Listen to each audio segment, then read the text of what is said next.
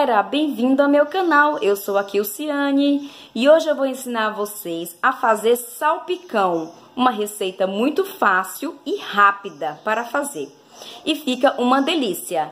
Se você quiser aprender a fazer salpicão, continue assistindo esse vídeo.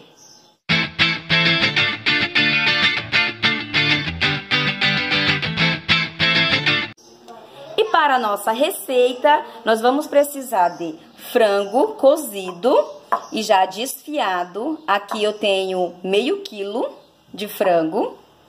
Cenoura ralada, refogada. Eu refoguei ela já com cheiro verde. E aqui ela tem 2 cenouras pequenas. Uma latinha de milho verde.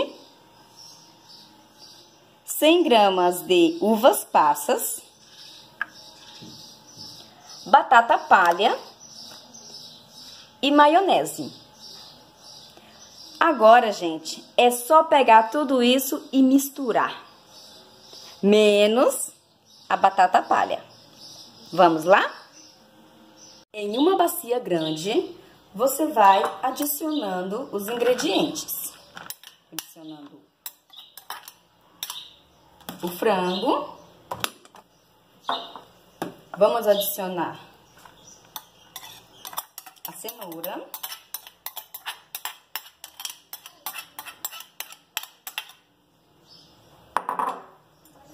milho, é muito simples, gente, fazer. Uva passas, mistura, vamos colocar maionese.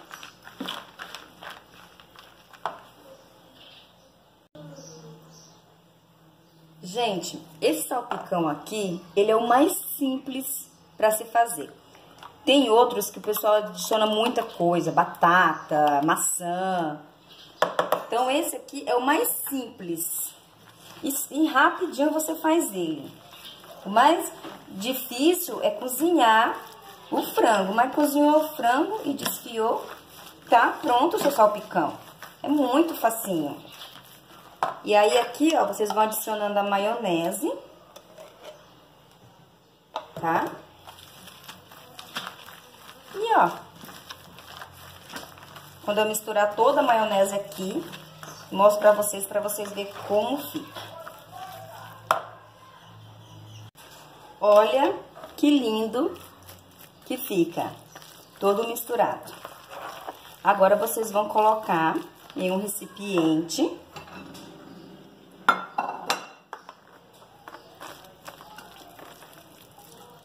Depois de colocar no recipiente, é só cobrir com batata palha.